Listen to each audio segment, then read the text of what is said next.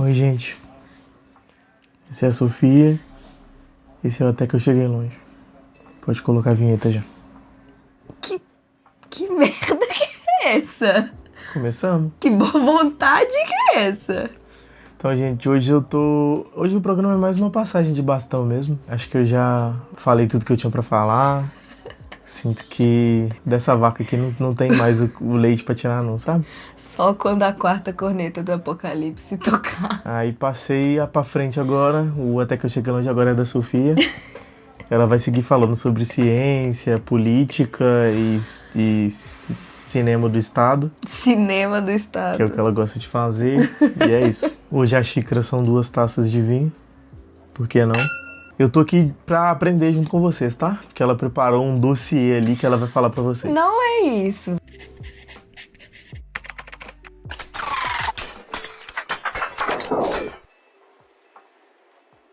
Então, ele me chamou pra falar de cidadania. Eu acho que é um tema interessante, visto que estamos em ano eleitoral. Já pesou o clima já no início do episódio, tropa. É isso aí. Venham comigo! Não, mas assim, também tem o fato de que eu passei o meu último semestre da faculdade inteiro reclamando na cabeça dele que eu não aguentava mais ouvir a palavra cidadania. Eu fiz isso daqui, ó.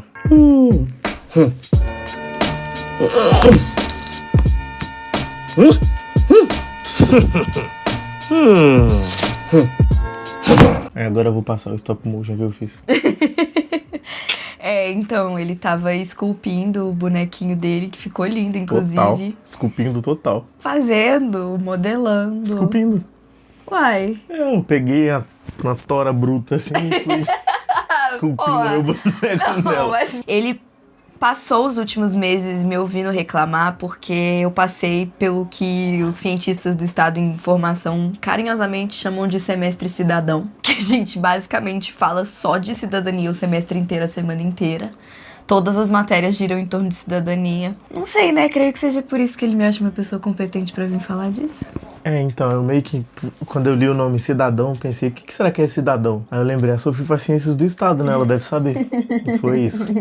Não, mas isso é uma boa, tipo assim, o que ele pensou, sabe? Antes de você pensar o que é cidadão, você tem que pensar o que é cidadania, né? E é uma palavra que por muito tempo, assim, até eu estreitar os meus laços com esse tipo de tema, na minha cabeça me remetia muito a coisas bem vagas, bem superficiais, sabe? Tipo, voto. Dever civil, né?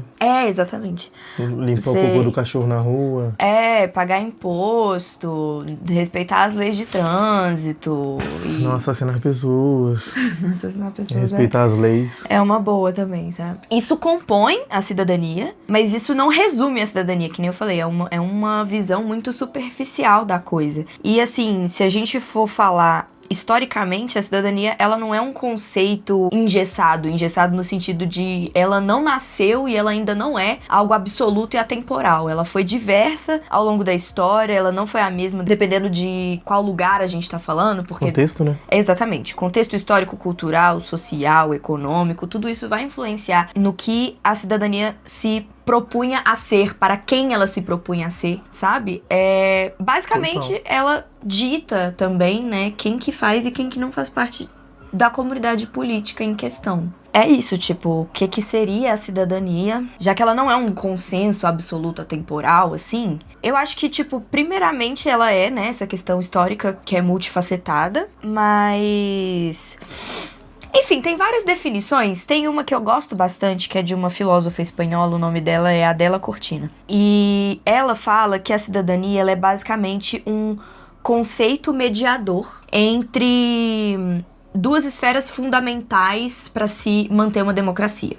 Então, ela vai conciliar, por exemplo, primeiro, a questão da ideologia individualista do liberalismo, que quer valorizar a autonomia, a propriedade privada e tudo mais, e que quando você tem isso em excesso, você cria indivíduos que são muito indiferentes à comunidade política, e aí ela vai tentar conciliar isso com o comunitarismo, que é o oposto, né? É quando você tem ali uma proteção exacerbada da identidade coletiva, exatamente, que é bom, soa muito bem, mas se não tem um catalisador, uma parada que abafa isso um pouco, você acaba também suprimindo as particularidades dos indivíduos que também são muito importantes, sabe? Então, a cidadania, ela acaba criando um sujeito, o cidadão, que ele é detentor de direitos individuais que vão proteger, sim, a sua autonomia e tudo mais, mas ele também é responsável por uma comunidade política a qual ele é pertencente e ele deve participar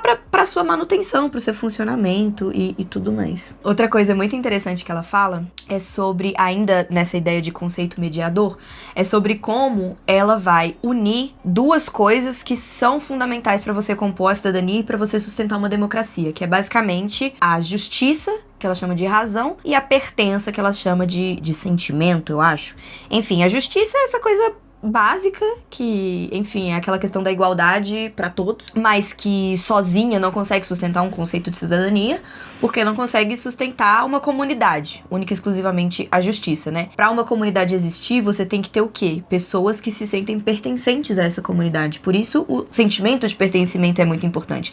Porque quando você sente que algo pertence a você, você cuida dele. Do contrário, você não se sente responsável, você não sente vontade de participar ativamente para aquilo funcionar, porque não é seu. Isso é muito sobre identificação também, né? Total. Quando a gente pega cases, por exemplo, de Suécia, esses lugares em que o liberalismo tomou conta em algum momento e agora eles têm tipo um salário base para todo cidadão pertencente daquela nação, a gente enxerga muito como, uau, como eles são mais civilizados, como eles são superiores, mas muito do fato deles conseguirem fazer isso vem da parada de só ter pessoas brancas lá. E é muito mais fácil você se identificar com pessoas brancas, porque quando você tá num país com, primeiro, proporções continentais igual o Brasil é, e com o histórico de miscigenação que o Brasil tem, quando a elite pensa em ceder direitos para a população, quando ela pensa na população precarizada, na população carente, ela pensa em alguém que é preto e pobre. Ela nunca vai pensar em alguém que pode parecer com ela. Quando ela vê uma criança na rua, ela não vê uma criança branca de olhos azuis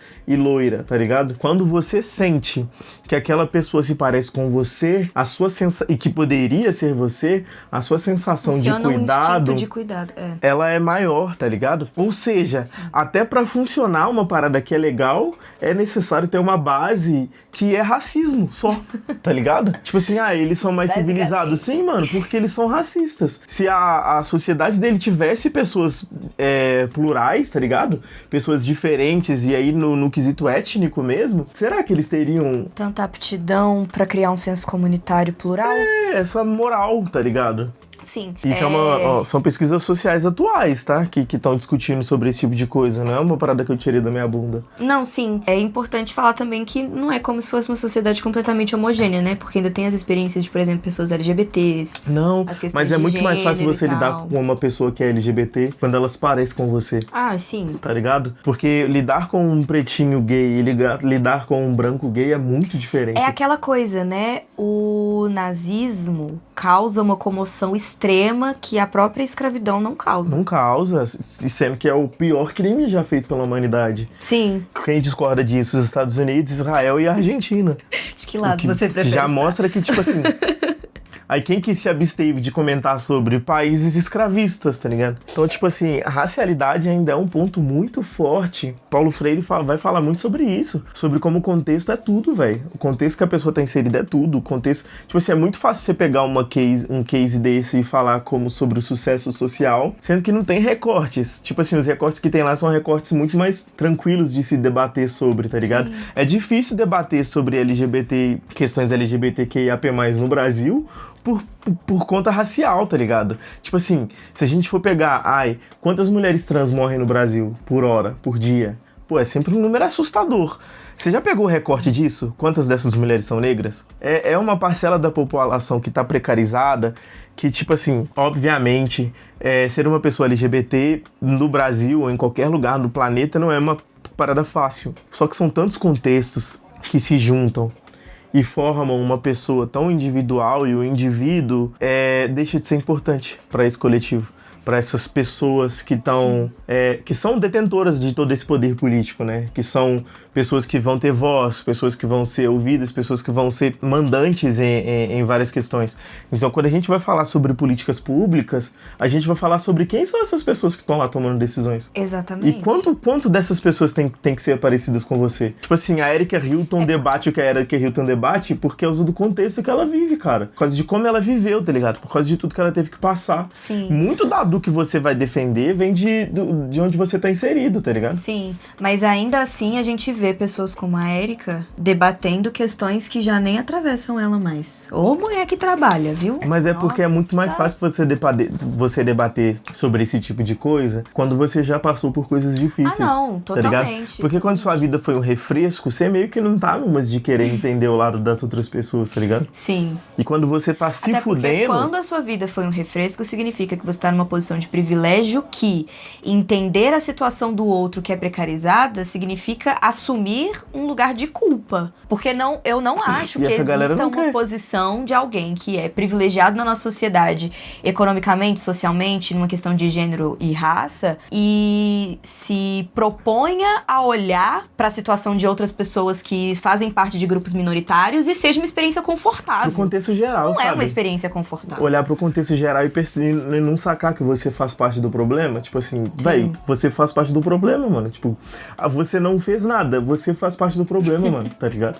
Exato. Isso é bizarro. Quando você é um homem e tá disposto a entender o que é ser um homem dentro da sociedade, você lida no primeiro momento com essa sensação de culpa também. E mesmo que você não tenha feito nada disso, das coisas que são horríveis que homens fazem por aí, mano, tipo assim, você ainda é pertencente a esse recorte social, tá ligado? Sim. Pra sempre. Tipo assim, você não vai sair dessa. Mas parte dessa culpa é muito do real que existe, que não virou um crime hediondo, mas que você acaba percebendo todos os dias que mesmo com o esforço da desconstrução, ainda tá em você. E sempre vai estar. Tipo assim, é uma parada que... A gente não considera o tanto que a construção social impregna dentro dos nossos ossos, velho. Construção social é tipo assim, é assustador. Você se pega pensando coisas, às vezes, que você não concorda por reflexo. E que se você não se refreia, véi, onde que você chega? Não há lugar nenhum, você tá fica ligado? Andando em círculo. É muito bizarro. Acho que ainda nessa pegada de grupos minoritários e tudo mais, e falando de cidadania, né, é importante citar que a nossa queridíssima Constituição de hoje em dia, que é a Constituição de 88, ela é apelidada de Constituição Cidadã. Justamente porque ela veio num contexto pós-ditatorial e ela tinha o papel de redemocratizar o país. Então ela queria assegurar e reafirmar direitos que, para uma democracia poder ser chamada de democracia de forma legítima, eles têm que ser invioláveis, sabe? E aí você tem direitos sociais, tipo educação, saúde, moradia, alimentação e etc., sendo garantidos nessa Constituição como direitos fundamentais, sabe? É como se você, tipo, subisse um pouco o patamar da coisa. E aí você tendo uma Constituição cidadã que quer visar a participação política, porque a gente tá numa democracia semi-direta. Ou seja, a gente tem um regime representativo, que a gente vai lá de tanto em tantos anos, vota e elege um representante, mas a gente ainda tem muitos mecanismos de participação direta. E isso é uma coisa que tem adormecido muito, porque existe uma passividade na população de eu vou exercer a minha cidadania na hora do voto. E nem na hora do voto eu vou exercer minha cidadania como eu deveria, porque às vezes eu não vou fazer muito bem a minha pesquisa eleitoral. Vou vender meu voto. Eu vou pensar no meu voto só pra presidente, mas foda-se o governador, foda-se o vereador, o prefeito da minha cidade. Vou votar com base em 3 palavras ao invés de pesquisar o que essa pessoa tem de carreira política. Exatamente. Nossa, exatamente. E assim, isso já é um problema gigantesco, mas o fato de que parece que é uma hibernação entre uma eleição e outra, sabe? Passa o tempo com as pessoas eleitas no governo, na hora de fazer a votação, a população acorda e quando a eleição acontece, elas dormem de novo, porque depois que ele é eleito... Depois que ele é eleito é onde deveria começar o seu dever como cidadão, né? Exatamente, porque você tem que fiscalizar, você... Cobrar. Exato, você tem que cobrar, você tem que ver. Esse cara aí aquele projeto absurdo que a galera tava tentando passar. Ele votou contra ou ele votou a favor? E por que você não tá abrindo quanto que você tá gastando de dinheiro público por mês aí? Eu quero saber com o que você tá gastando. Exatamente. Enfim, a gente tem vários mecanismos de participação popular, sabe? A gente tem o acompanhamento do orçamento público, tem uma caralhada de portal da transparência aí pra gente consultar sempre.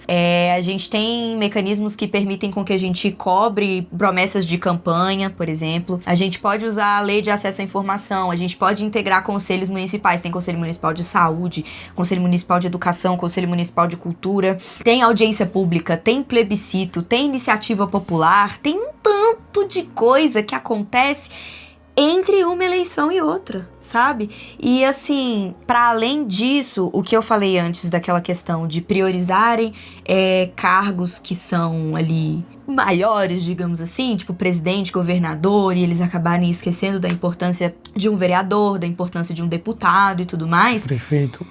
Você acaba gerando uma incoerência muito grande, porque um presidente ele não vai governar sozinho. Um governador ele não vai governar sozinho, sabe? E dentro de câmaras de deputados, por exemplo, você tem a questão da proporcionalidade. O número de deputados eleitos por um estado, ele é proporcional à população, sabe? Isso é muito louco, assim, tem toda uma discussão em relação aos benefícios e malefícios desse tipo de sistema, mas se você for pensar de forma prática, você tem São Paulo, que é um estado extremamente populoso, e ele vai eleger seus representantes. Muitos desses representantes têm um olhar voltado para a realidade do Sudeste, que é uma região economicamente mais abastada, é uma região privilegiada em relação ao resto do país, e aí você pega um estado tipo Rondônia, que vai eleger... Privilegiada em questões econômicas, né? No sentido econômico e tal. Tipo, exato. A gente é polo econômico e, enfim, quando você olha questões de precariedade, sabe? Você sai do eixo sul-sudeste, você começa a ir pro norte e pro nordeste, e você vê que existe uma discrepância muito grande entre essas duas regiões. Daí você compara o estado de São Paulo, que elegeu não sei quantos deputados que estão ali defendendo os interesses neoliberais do Sudeste, e vai botar pra bater boca com a galera de Rondônia, que são tipo 3 pessoas, sabe? Então muitas vezes não é efetivo, as pessoas esquecem essa questão partidária também, que, tem um deputado ali que ele tá fazendo promessa de campanha, ele tá me prometendo benefícios sociais, ele tá me prometendo um monte de assistência e tal. Qual que é o partido dele? O PL. Quando que o PL fez alguma coisa a favor da população de classes desfavorecidas? Teve aquele debate do Jones Manoel com aquele menino lá, acho que foi legal. Wilker Leão.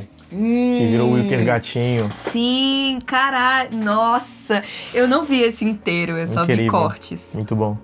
Nessa onda de falar sobre a importância da participação popular, tem essas coisas básicas sobre cidadania que todo mundo sabe, né? Que é essa questão dos direitos e deveres. Dentro dessa questão dos deveres, quando você tem essa dormência, tem uma pensadora, professora intelectual brasileira maravilhosa, reconhecida mundialmente, shout out, Adélia Cortina não, foi a espanhola que eu falei antes, a Marilena Chaui. A Marilena Chaui, ela fala sobre um processo que ela batiza de morte da política, que é basicamente isso que a gente acabou de discutir agora, sabe? Quando a população, ela fica cada vez mais desencorajada a exercer os seus papéis e usufruir dos atributos de participação direta que a gente tem no nosso sistema democrático aí e tal. E aí, dentro disso, tem uma coisa que ela chama de ideologia da competência, que existe tipo um ciclo vicioso, assim. É aquela ideia de que as pessoas que são aptas para governar, elas são só os intelectuais, os especialistas. Então, você tem que ter necessariamente um jurista, você tem que ter necessariamente um cientista político, tem que ter necessariamente alguém que já tem ali um histórico dentro da política, e você afasta cada vez mais a população da participação política, que é essencial, básica, e enfim, com o pretexto de que é uma população leiga. E aí a população compra a história e meio que reforça essa ideia de que tudo que eu posso fazer tá na hora de apertar aqueles números na urna, depois não é comigo mais. E aí, enfim, ela chama isso de morte da política, porque meio que é o que é um nome muito sucinto e autoexplicativo. Enfim, nesse rolê da morte da política, você tem também o afastamento da participação pública, você coloca o cidadão numa posição de sujeito passivo consumidor. Consumidor por quê? Porque a política passou a operar numa lógica mercadológica. O político, ele não é mais uma pessoa que tá comprometida com a verdade. Ele é uma pessoa que vendeu a credibilidade dele, independentemente do discurso que ele fizer, ele vai ter os fiéis ali comprando. Porque ele não é mais um funcionário da população. Ele é uma figura pública, uma coisa que gira em torno do marketing. Ele é um produto mesmo, pra população consumir. E pra você ter consumidor, você tem que gerar identificação. Então, por isso que eles pegam muito vários discursos, né, morais, ideológicos e etc. Mas palatáveis pra grandes massas. Né? Exatamente. Cara, o Nicolas Ferreira é o retrato escrito disso. Ele é um político que virou produto. Primeiro porque toda a questão comunicativa dele opera em torno de uma lógica de marketing que é bizarra, né? Tipo assim, hoje em dia a gente tem esse debate muito forte de como a extrema-direita, ela sabe se comunicar de formas que, assim, a gente precisa aprender a fazer. Porque eles conseguiram acessar parte da população que a gente não tá conseguindo falar com eles ainda e a gente tá do lado deles, sabe? E é exatamente isso. Não é mais a verdade, a veracidade dos fatos que importa. É só a credibilidade atrelada à figura que foi criada ali, que é quase um ídolo pop, um ícone religioso, assim. Então, você tem pessoas que estão tentando comunicar através da verdade, né? Passando informação e etc. Erika Hilton, Jones Manuel, Duda Salabert, enfim, aqui falando nomes grandes e conhecidos. Mas não me interessa. Samira Bonfim. Sim, Samira Bonfim. Enfim, é isso, sabe? E aí eu gosto muito de quando a Marilena Chaui fala sobre isso, porque a gente tem exemplos muito claros disso hoje em dia, sabe? Eu acho que principalmente depois do que o bolsonarismo fez com as pessoas, sabe? Porque você vê literalmente políticos votando a favor da PEC da blindagem, você vê políticos votando contra o fim da escala 6x1 e você tem trabalhador comprando a ideia de que aquilo tá certo. Você vê gente discutindo sobre voto feminino dentro do cenário democrático, tá ligado? Tipo, isso é muito bizarro. Quase vomitei. E aí é meio bizarro porque a galera gosta disso, de falar tipo assim, mas isso é só discussão, tá ligado? Pode-se conversar sobre qualquer assunto. Não se pode conversar sobre qualquer assunto. Esse é o tipo de cenário que não se pode debater esse tipo de cenário. É só não, tá ligado? Não pode acontecer. Porque quando a gente olha pro que o Talibã faz, a gente pensa que aquilo ali aconteceu do nada. Que não foram coisas sendo cortadas aos poucos e coisas acontecendo gradativamente, tá ligado? As pessoas não acordaram percebendo que elas estavam numa ditadura, não, cara. Muitas coisas aconteceram até a gente chegar num cenário onde demonstrar sua opinião mataria você, onde seu filho universitário seria morto independente do renome que você tem social e econômico, público, e midiático, internacional, não importa, tá ligado? É o que a gente tava falando ontem, que a gente tava na mesa. Às vezes é tão sorrateiro e é tão gradual que tem gente que até hoje fala que não existiu ditadura no Brasil, né? No início ela inclusive era mascarada pelo direito de votar concedido à população. Porque que ditadura é essa que as pessoas falam, que as pessoas votam? Que é o discurso da extrema-direita hoje, né?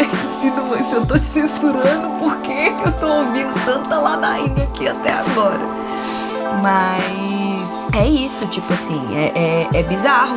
O Afeganistão, as mulheres afegãs não acordaram sem o direito de ir e vir, tendo tido eles ontem à noite, não. E é um período muito curto de tempo que as coisas acontecem. A partir do momento que você dá permissão para esses discursos acontecerem, que você dá aval para essa discussão acontecer, a gente chega muito, muito longe, muito rápido, velho. O Bolsonaro chegou onde ele chegou gradativamente. Quando ele tava lá no início, todo mundo olhava e pensava que ele era um maluco. Foi quando deu palco, foi quando você dá voz, é quando você dá espaço de fala para essa galera que começa a gerar identificação. E quando gera identificação é foda, velho, porque, tipo assim, começa a aparecer aquela parada que todo mundo fala do... Ele tá falando que eu não tenho coragem de falar. Ele tá falando que eu sinto, mas não posso falar. Exato. E você não poder falar, velho, tipo assim, é o certo, tá ligado? A gente vai falar sobre liberdade de expressão, mas liberdade de expressão morre quando o seu direito de liberdade de expressão é defender uma coisa que tira a liberdade de outras pessoas. Não é liberdade de expressão se é discurso de ódio. Não é liberdade de expressão nazismo,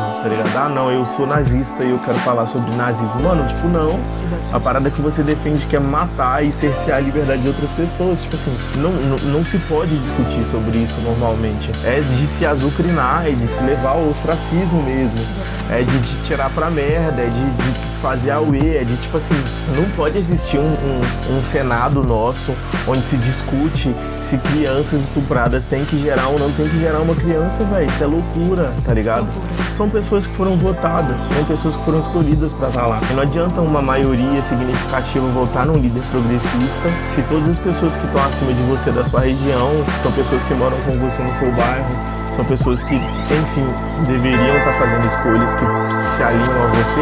Essas pessoas você escolhe errado, essas pessoas você vota mal, tá ligado? Essas pessoas são as pessoas que têm voz lá, velho. E a população sempre vai ter voz, só que movimentar a população é muito mais difícil do que votar certo, velho. Movimentar 400 milhões de pessoas pra parar na rua, defender qualquer tipo de movimentação ou oposição política é muito mais difícil do que simplesmente fazer uma pesquisa e ver que, tipo assim, eu acho que esse cara do PL não faz muito sentido eu votar não, tá ligado? Sim, e eu acho que é muito por isso, essa questão que você estava falando, sobre a gente não poder deixar certos tipos de discursos passarem, porque uma vez que eles passam, eles criam uma legião de seguidores e eles criam corpo e depois eles criam forma concreta na nossa realidade e aí acabou, né? Discordar em silêncio é quase concordar, velho. É a mesma coisa que concordar, tá ligado? Sim.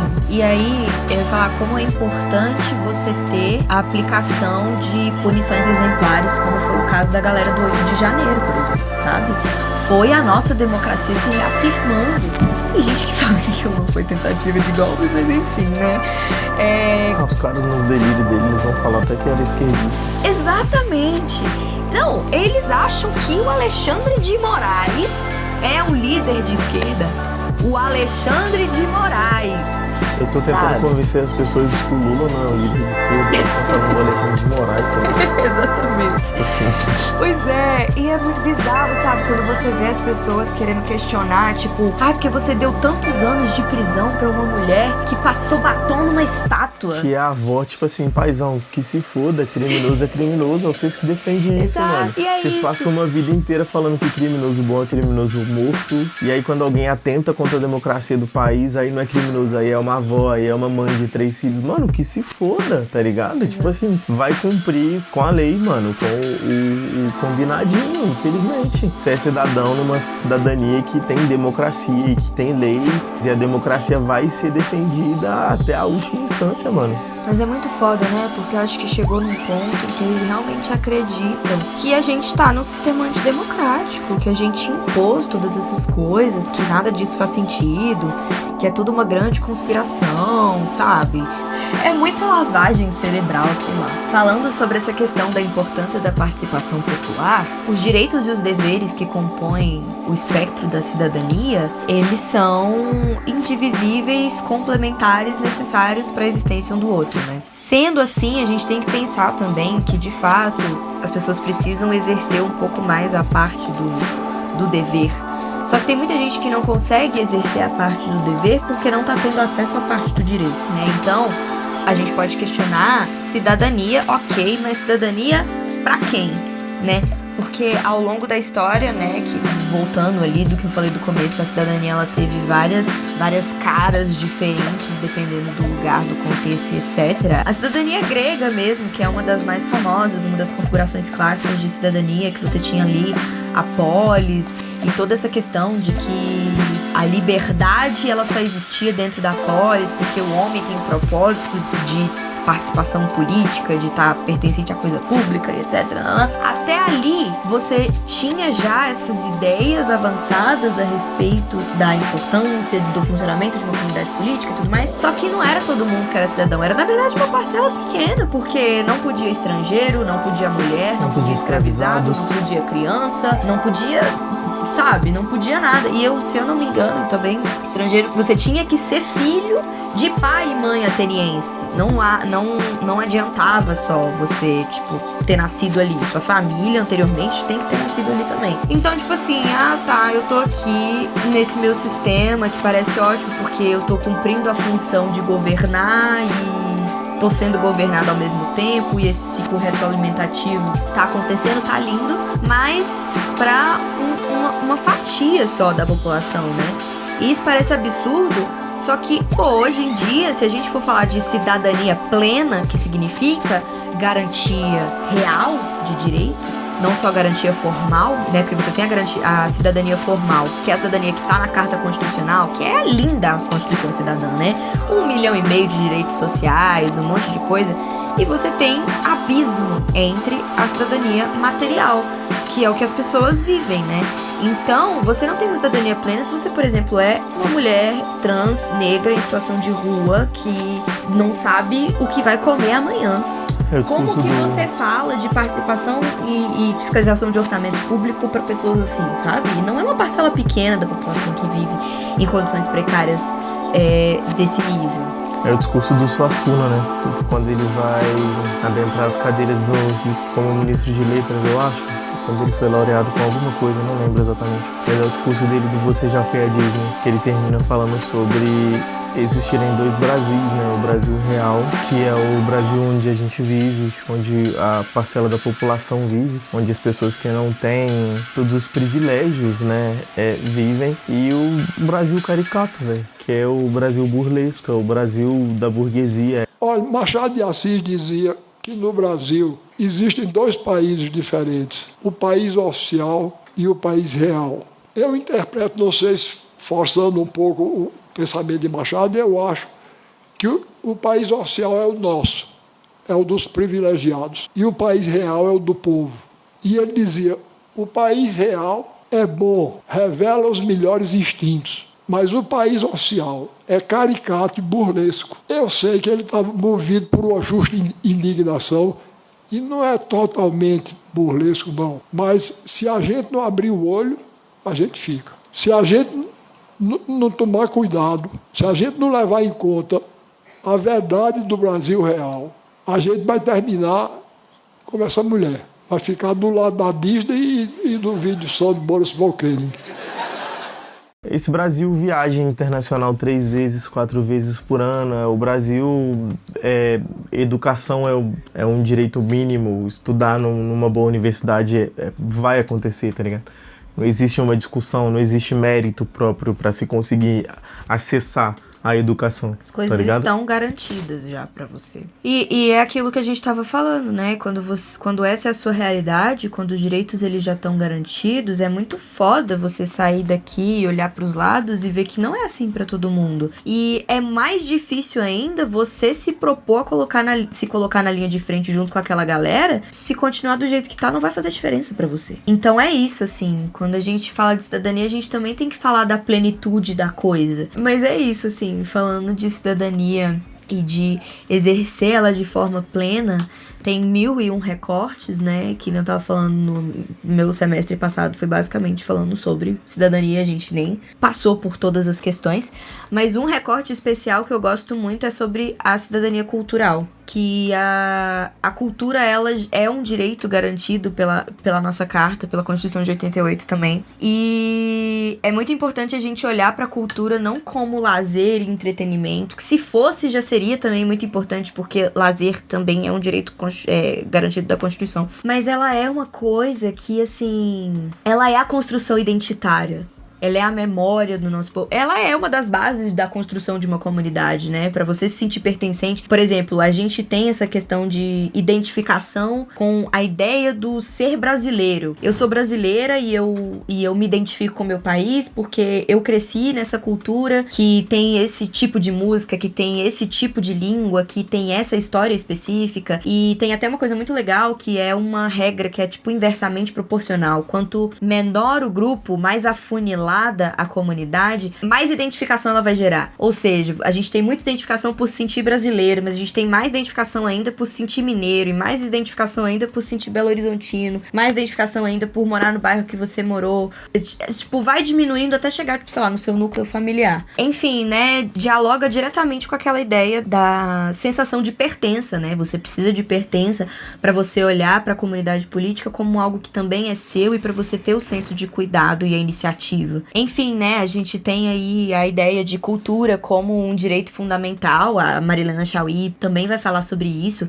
sobre como a gente tem que ser sujeito criador, no sentido de o direito à cultura, ele envolve várias outras esferas, ele é o direito ao acesso, você não pode só poder ir ali num espetáculo, ver a coisa acontecer, no sentido de consumo passivo, que também é importante, né, construir repertório, tá aí falando do acesso, mas você também tem que ter a oportunidade de produzir cultura, de você poder acessar a cultura que é produzida no lugar onde você cresceu, sabe? Não só essa coisa de tipo, porque a gente também tá consumindo cultura quando a gente tá vendo filme estadunidense, a gente também tá consumindo cultura quando a gente tá ouvindo uma música pop internacional, mas assim, o acesso à cultura, ele tá muito também na valorização da cultura local. E aí eu lembro muito da frase da entrevista do Gilberto Gil, na época que ele foi ministro da cultura, que ele fala sobre como a cultura muita gente tem essa visão de que a cultura é uma coisa extraordinária, mas a cultura é ordinária, não no sentido de sem valor, mas no sentido de básico, necessário, cotidiano, tem que estar na nossa mesa.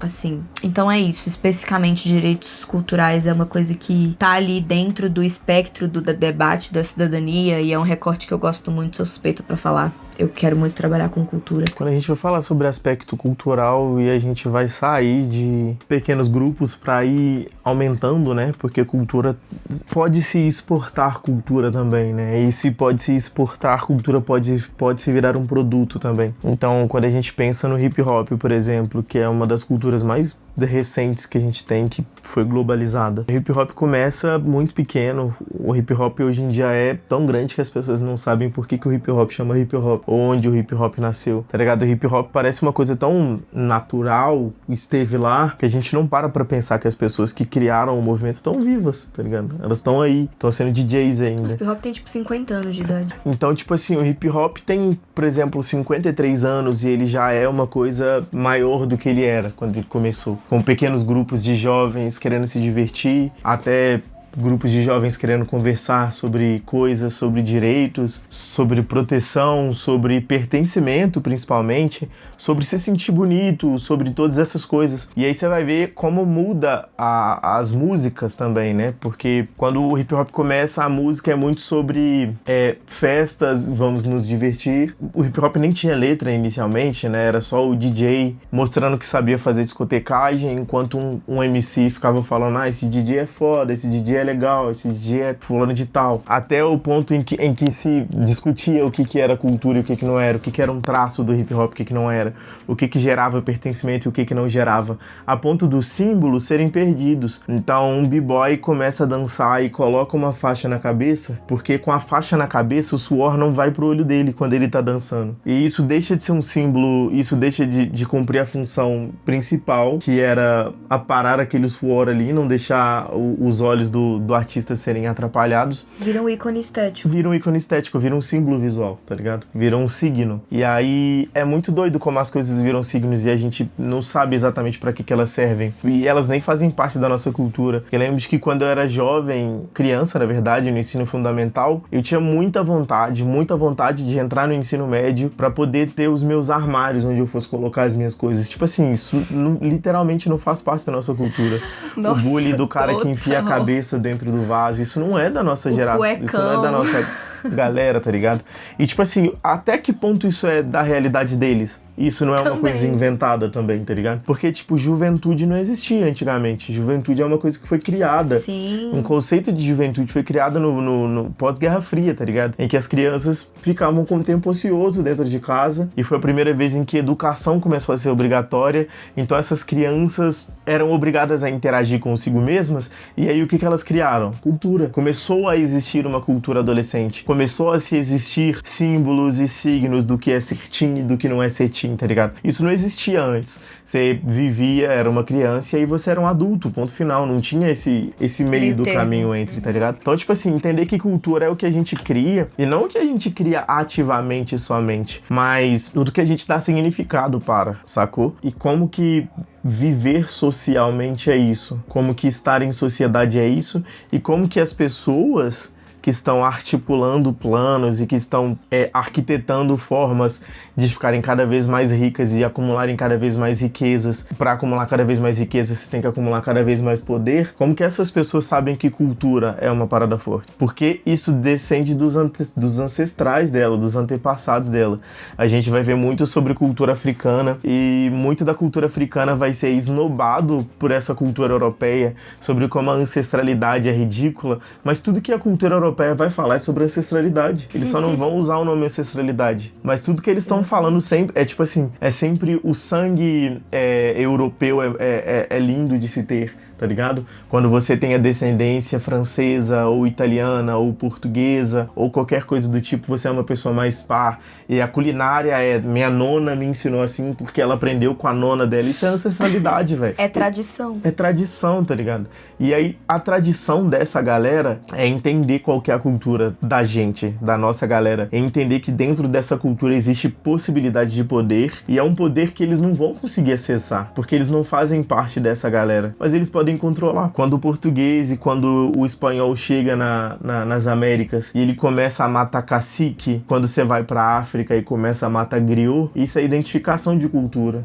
É entender quais são os pilares que baseiam aquela sociedade e no que ela tá lastreada, né? Então, numa cultura que não tem o conhecimento escrito como principal, que é uma coisa que foi importada pela Europa pro resto do mundo inteiro, a cultura oral tava sobrevivendo no mundo inteiro.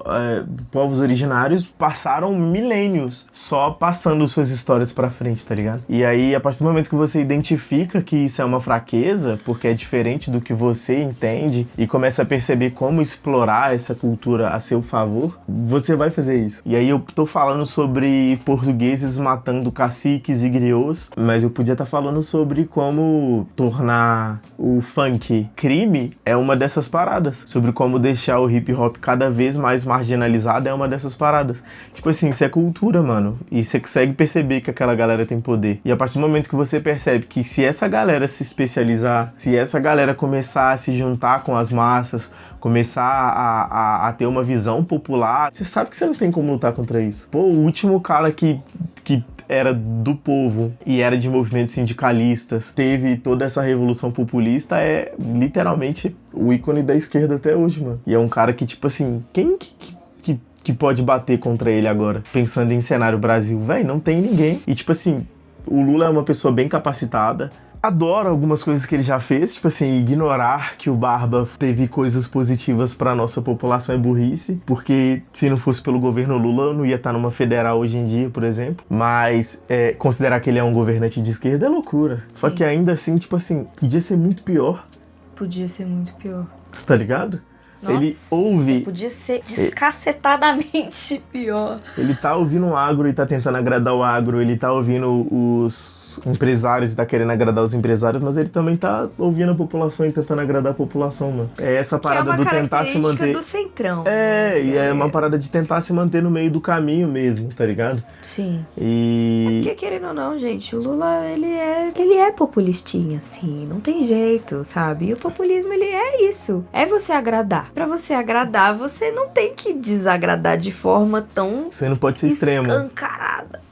E também tem a questão de que, voltando naquela coisa que o governante não governa sozinho, com o Senado que a gente tem hoje, putz, nem se o Lula quisesse ele ia conseguir ser extremo do jeito que ele poderia, ou que ele já chegou perto de ser um dia. Mas, sim, é muito louco toda essa coisa da questão da dominação cultural, porque a gente tem hoje uma dominação cultural vinda do norte global, principalmente dos Estados Unidos, né?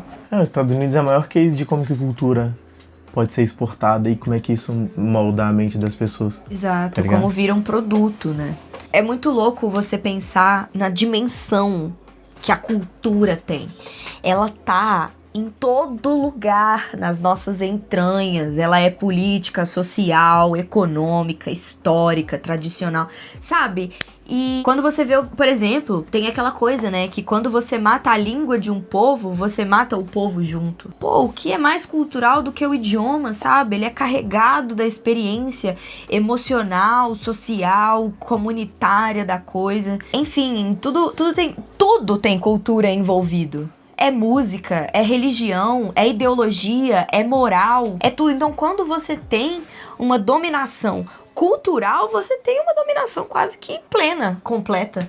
Porque você tá conseguindo exportar e fazer com que as pessoas consumam e alimentem um estilo de vida que vai ditar como elas vão se relacionar afetivamente, vai ditar como elas vão se relacionar no trabalho, vai ditar como elas vão fazer praticamente tudo na vida delas.